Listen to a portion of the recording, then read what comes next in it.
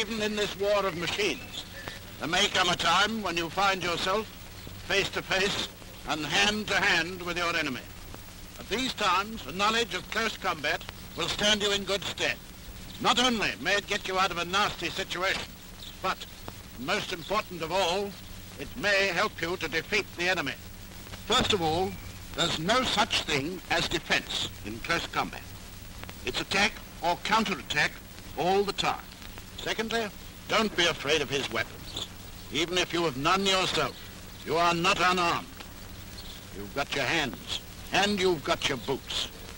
Oh yes, I know it sounds all very well to talk about arms and legs against rifles and bayonets, but if you know how to use them, like Reed and Jackson did, you still have a very good chance of doing him down. Now, Reed and Jackson are here today to show you a few more tricks of the trade. And speaking of tricks, here's the most important point of all. Remember, war is not a game, and there are no rules. The Hun has been trained and taught to blot you out with any and every dirty trick he can think of, and he's got a dirty mind. So, in close combat, anything is fair if it enables you to get the better of your enemy. Now, Jackson is going to play the Hun, in spite of his good looks. When you come face to face with your enemy, you have to decide upon your method of attack. First, study your opponent. See how he's dressed, what sort of weapons he has, and in which hand he carries them. Is he right or left-handed? Does his helmet cover the back and sides of his neck? Does his coat or equipment prevent a really good kick at his fork? When you've summed him up, you'll know best how to act. But be quick about it, or he may act first. And finally, wear tricks. The Hun with his hands in the air is still dangerous. Now we come to some special blows and where to plump. The chin jab. A vigorous upward thrust at the chin with the heel of the hand, keeping the fingers spread and slightly bent. They may take effect on either his nose or his eyes. This is much more effective than a punch with the clenched fist. Edge of hand blow, or better known to some of you as the rabbit blow. Use the outer edge of either hand, fingers fully stretched and close together. Strike at the throat, sides, or back of the neck. This one is called the shin stamp. Use his shin as a guide for the outer edge of your foot and stamp heavily on his instep. It's the stamp that really counts, not the shin. The knee blow is very simple and effective. Just raise your knee sharply into his fork, stomach, or face, as may be most convenient. Boxing punch, used for 3 spots only: the throat, pit of the stomach, or the fork. Don't use it for the chin. The chin jab is more effective. Now for the kick. Just that and nothing more, but deadly when used in the right places. Never used at a standing opponent who is on his guard.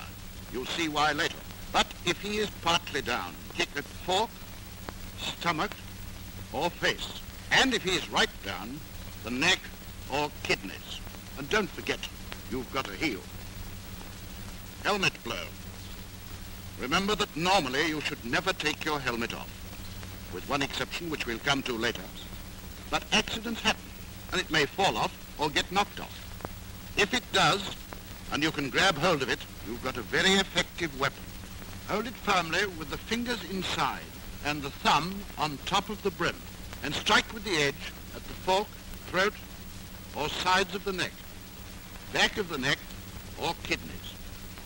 So much for the blows. Now we come to a simple homemade weapon, the kosh.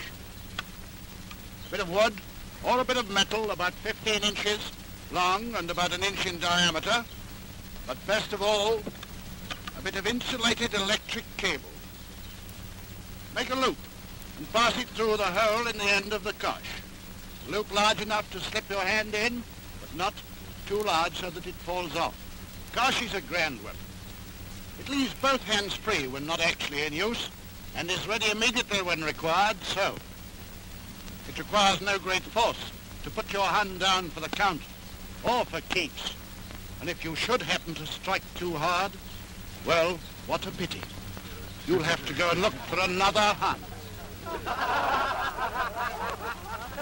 Strike at the side of the neck, the throat, at the fork, or the back of the neck. That's that. Well, now for a bit of action. Reed and Jackson are going to show you how to employ the blows. First of all, how to tackle a man from behind.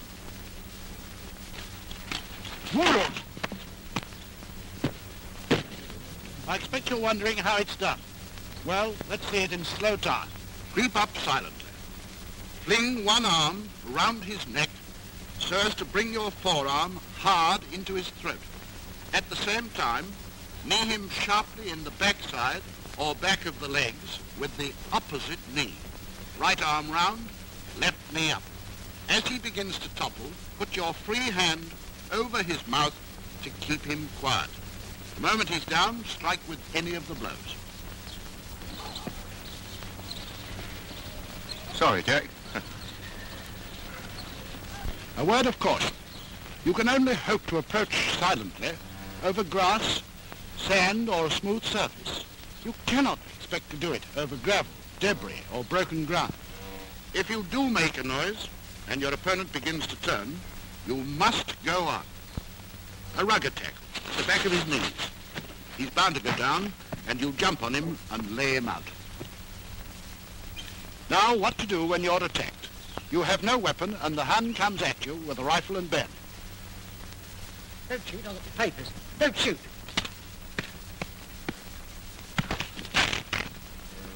And this is how it's done. You have got to get close. So if he will not come to you, you must go to him. You must distract his attention in some way. Fling something at his face. Anything will do, even a packet of papers or your pay book. It takes him off his guard for a split second. Jump in at once and parry his bayonet, outwards. Never inwards, always outwards. Then go for the man.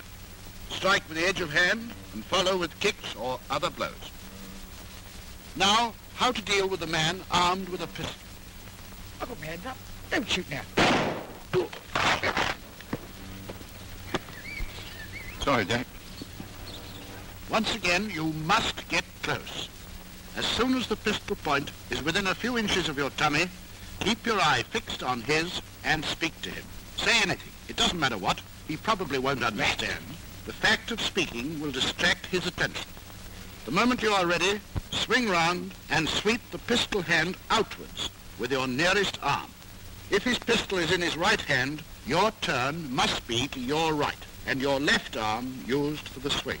Immediately you've struck the weapon clear, swing back using your other hand for chin jab, and then knee blow and kick at fork. Follow with other blows as necessary. Next we come to the enemy armed with a knife. And here there are three distinct possibilities. First of all, he may come at you with a knife firmly in one hand, ready for an upward thrust.